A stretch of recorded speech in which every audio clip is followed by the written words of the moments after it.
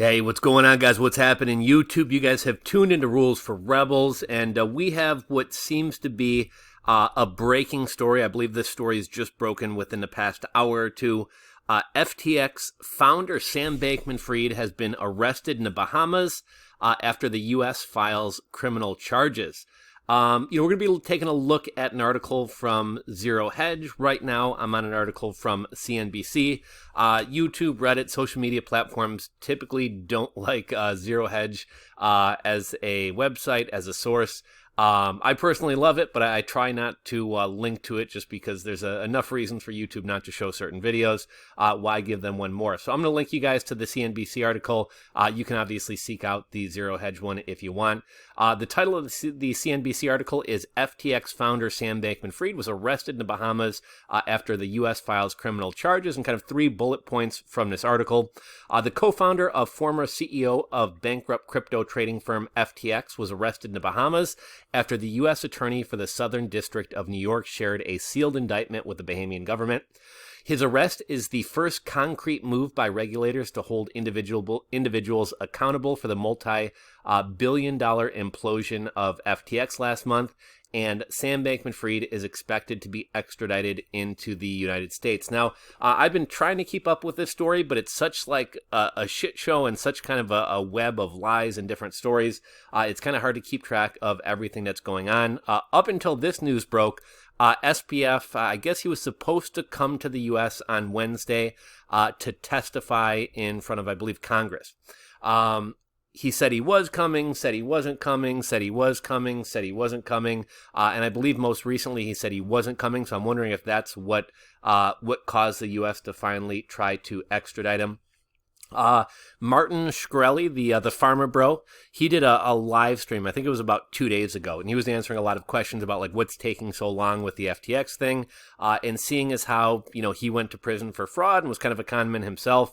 I thought he had some pretty good insights into kind of what's going on, why the media is taking it easy on him, et cetera, et cetera, et cetera. Kevin O'Leary, the Shark Tank man, Kevin O'Leary, has been kind of a big cheerleader for SBF. Like, I don't believe he's a bad guy. I don't believe that he did anything wrong. Kevin O'Leary is a scumbag. I don't know how much you guys know about Kevin O'Leary. I know, like, on the Shark Tank, he's kind of the Grinch, but at the same time, he seems like a good guy, and he's kind of the lovable Grinch, and it's just kind of a persona that he puts on. I remember back in like 2016, 2017, I was running a business with a buddy of mine.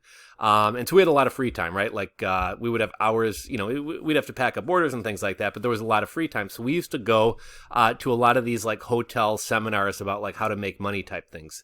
I think it was for me, it was kind of to get content ideas, right? Going to these things. It was kind of a way of maybe seeking out different opportunities, seeing how different people are pitching various educational systems. I would never necessarily pay money for somebody else's business in a box idea, but maybe I could find some inspiration from some of these things. So I used to go to these things for a variety of reasons, but most of these Shark Tank guys, or at least I shouldn't say most, I should say at the very least Kevin O'Leary and Damon John have been selling their names to what I would consider to be scams for a number of years. I mean, we're talking back in 2016, 2017. I went to one of these like make money selling on Amazon kind of hotel seminar things, and Damon John had essentially had no part in actually creating this program himself, but had basically sold his name to allow somebody else to use his name and likeness, I think to give it credibility. And it was basically some like, pay us $25,000 and we'll teach you how to sell on Amazon.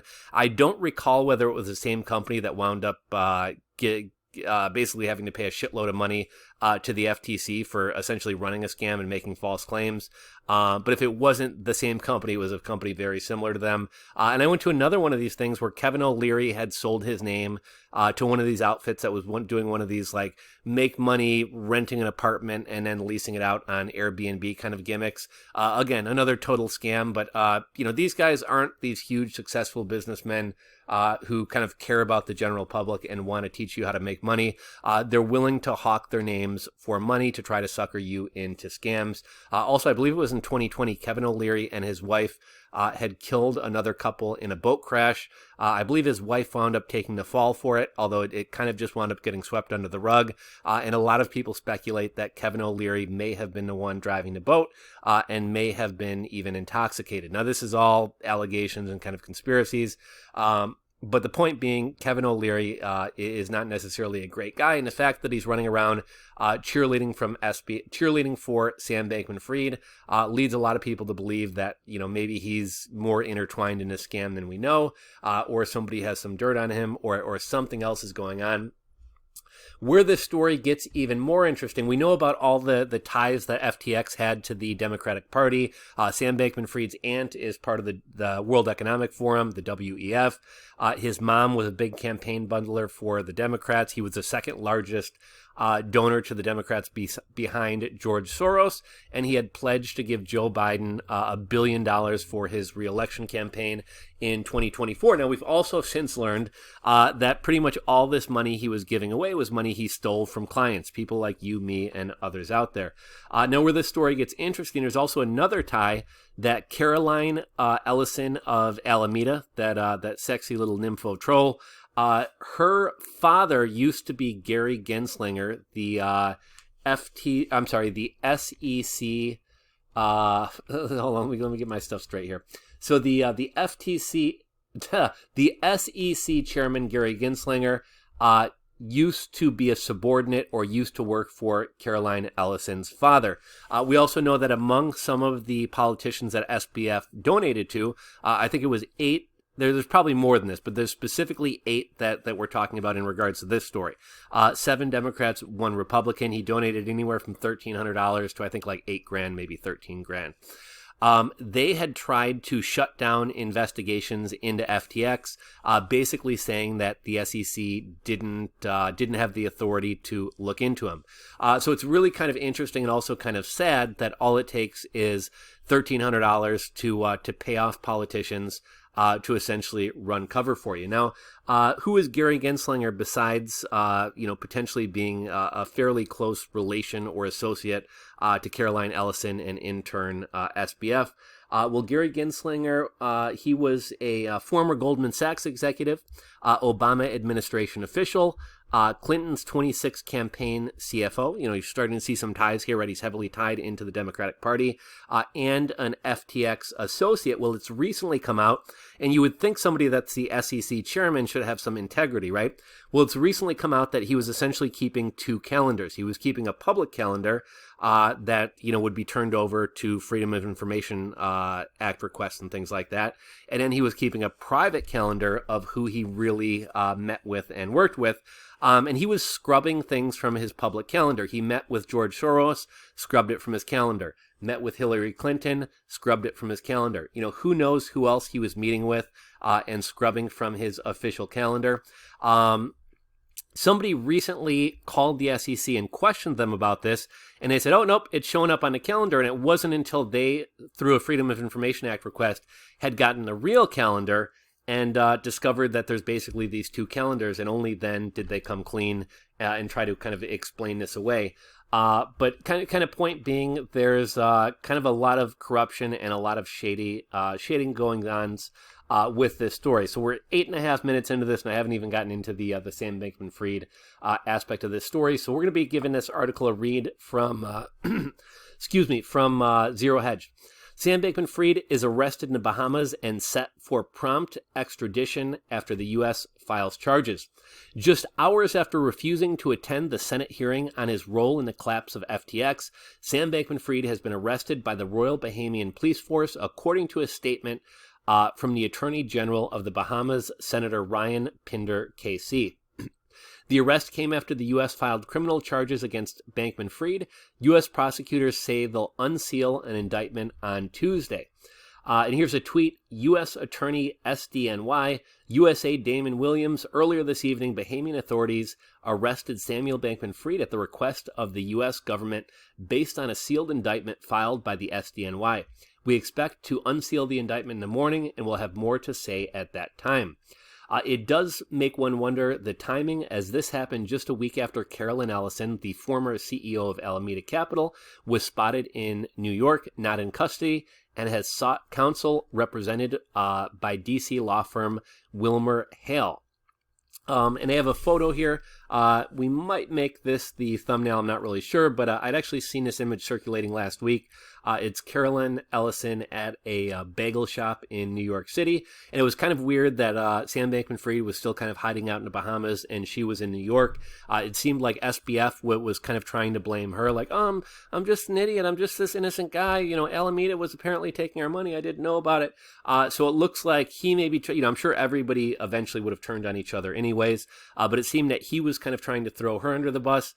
So she went back home, likely to her very connected family, and decided to work out a deal and maybe try to be the first one to snitch, which generally winds up working out to one's benefit. The article goes on to say, furthermore, the statement said that the nation expects the U.S. to request the Bahamas extradite Sam Bankman-Fried in short order. As a result of the notification received and the materials provided therewith, it was deemed appropriate for the Attorney General to seek SBF's arrest and hold him in custody pursuant to our nation's Extradition Act. At such a time as a formal request for his extradition is made, the Bahamas intends to process it promptly, pursuant to Bahamian law and its treaty obligations with the United States. This should not have come as a total surprise after John Ray, the current FTX CEO, wrote in prepared remarks that FTX had commingled funds. And I think even SBF at this point has admitted that himself. I mean, that's pretty much the nail in the coffin. Let's see. Here's a tweet from Zero Hedge. Okay, enough with the SBF FTX bullshit. I am an idiot, too dumb to be a criminal. Media tour. Where is the Justice Department? Where is the FBI? Where is officially a crime per FTX's new CEO? And it kind of shows his statements and highlights the aspect saying commingling of assets. You know, Sam Bankman-Fried already himself has admitted to money laundering. FTX was having trouble getting bank accounts. I believe that's first why they rolled out Alameda Research. Alameda Research doesn't sound like something in the crypto space. So I guess they thought they could get a bank account, not really be questioned because there's not a direct tie to FTX or to a crypto exchange. Then they would have people wire money thinking they were wiring money to FTX. When people actually did the wire, they would realize they were actually wiring money to Alameda. But this is basically money laundering, right? Like it may be, oh, it's just business troubles. We were having trouble getting a bank account for this one. So we had this other business. We sent money. It's money laundering, right? Like that alone could send you to prison. Let's see here. Responding to SBF's arrest, Prime Minister Davis, I'm guessing that's the Prime Minister of the Bahamas, stated, the Bahamas and the United States have a shared interest in holding accountable all individuals associated with FTX who may have betrayed the public trust and broken the law. While the United States is pursuing criminal charges against SBF individually, the Bahamas will continue its own regulatory criminal investigation into the collapse of FTX with the continued cooperation of its law enforcement and regulatory partners in the United States and elsewhere. We know that Sam Bankman-Fried and FTX had bought homes for a lot of the higher-ups at FTX, as well as for his parents. It'll be interesting to see if any of them go down with this as well or wind up going down for money laundering. Let's see. In his prepared remarks for that hearing, Bankman-Fried offered a blunt assessment of his plight. I would like to start by formally stating under oath, I fucked up, he said, in the remarks obtained by Bloomberg News. Indeed, you did, young man. Here we have a statement from the Attorney General. So yeah, I'm sure we'll be getting a lot more news, a lot more details, as more comes out about this. It looks like this story is kind of just breaking within the past hour, so I wanted to get a video up about this. If you guys have any other information, anything else you want to add, drop a comment down below. If you're not subscribed to the channel, be sure to hit that subscribe button down below and ring the bell. If you enjoyed the video, give it a thumbs up. And as always, guys, appreciate you guys watching, and I'll catch you on the next video.